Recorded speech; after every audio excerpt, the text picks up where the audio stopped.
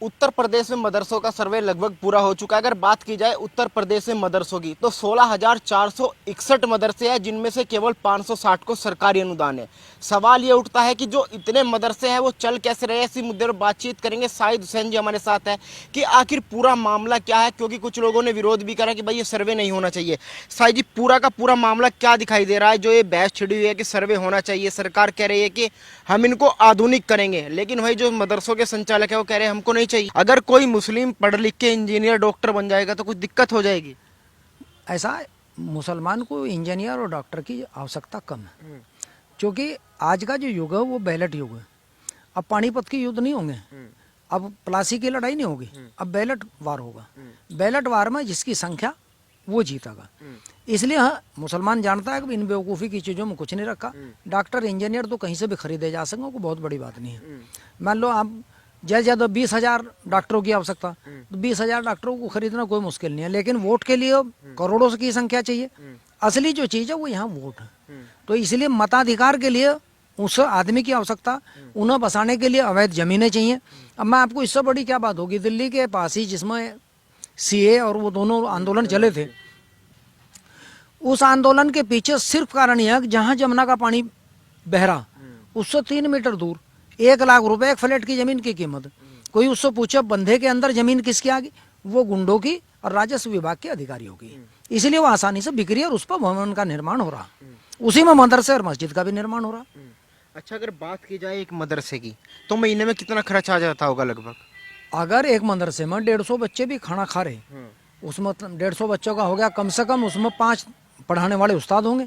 तो आप अगर उन्हें कम से कम जोड़ो 10,000 रुपये महीना उस्ताद को भी देते होंगे। 150 बच्चों का खाना आप लगा ले 35 रुपये रोज, एक बच्चे का कम से कम एक टाइम की डाइट का खाना कम से कम आप जोड़ लें तो 70 रुपये हो गए, 10-20 रुपये नाश्ते के। तो अगर 80-90 रुपये का खर्चा भी कम से कम जोड़ेंगे तो आप इसे 150 गुणा 90 कर लें। अब ये पैसे का की व्यवस्था कहाँ से हो, यानी कि 2 लाख के लगभग बैठता है। अब 2 लाख रुपए आपने, अब मान लो मुजफ्फरनगर में ये मदरसे करीब 200, तो 3 लाख रुपए को बहुत बड़ी बात नहीं, क्योंकि ये पैसा इकट्ठा होना पैसे चंदे के रूप में। ये आप अगर बहरीन, सऊदी अरब, कुवैत, वहाँ हर मस्जिद के बाहर पेटी रखी हुई है, उसमें देश का नाम रखा हुआ, बांग्लादेश लिखा हुआ, पाकिस्तान, भारत, इंडिया। तो उसमें जाकर वो अपनी जकात का पैसा रोजाना डालते रहा।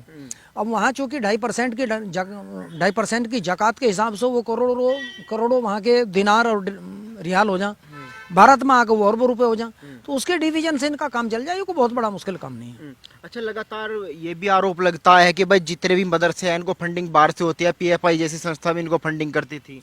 नहीं, इसका भी मैं बता रहा, ये पैसा आ रहा सबको पता।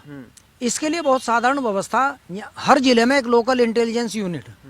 लोकल इंटेलिजेंस यूनिट कैसे काम कर रहा है ये इसमें ज़्यादा बताने की जरूरत नहीं है, क्योंकि एसएसपी साहब या एसपी साहब कोई भी किसी भी जिले में साल भर के लिए आओ, उसे पता क्यों सिरदर्दी मोल लेनी, उसे अपना टाइम पास करना, उन्हें रिपोर्ट दे देनी, मिलना कुछ नहीं उसमें, ना कुछ होना, वो जानते हैं। इसलिए वो भी इसमें से अपना शेयर बांट कर उसकी रिपोर्ट लगाकर आख्या प्रेषित सेवा में अग्रिम कार्रवाई हेतु अपेक्षित, वो शासन को चली जा, वो रिपोर्ट ठंडे बस्ते में चली जा, एसएसपी साहब का फिर ट्रांसफर हो जा, आने वाला फिर उसे कहेगा भाई इसकी रिपोर्ट दिखाओ, साहब रिपोर्ट लखनऊ गई हुई, उसका परिणाम कुछ आने का नहीं, फिर जांच होगी।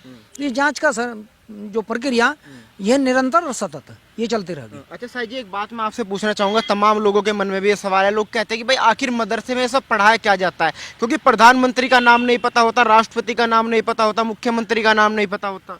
नहीं, उसकी आवश्यकता इसलिए नहीं है क्योंकि दीनी मदरसों में कुरान यानी हाफिज, मौलवी, किरत, जो इंटरप्रिटेशन ऑफ कुरान में चीजें पढ़ाई जा।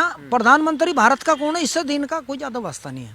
पाकिस्तान का प्रधानमंत्री कौन है, अमेरिका का राष्ट्रपति कौन है, अमेरिका की राजधानी कहाँ है, यूएनओ का ऑफिस कहाँ है, WHO का ऑफिस कहाँ है, economic commission, international economic commission, इन सब चीजों की आवश्यकता नहीं तो जो इस काम को कर रहे हैं। एक साधारण मुसलमान को रिक्शा चलाना, अपना पेट पालना, मस्जिद में इमामत करानी, अपने बच्चों का पेट पालन करना, तो उसके लिए वो सफिशिएंट, वो मदरसे में पढ़ने के बाद बच्चे बनते क्या है? अरे बहुत अच्छे हाथ के दस्तकार हैं, दर्जी हैं, आपके डीजल पेट्रोल मोटरसाइकिलों के इनके मिस्त्री हैं।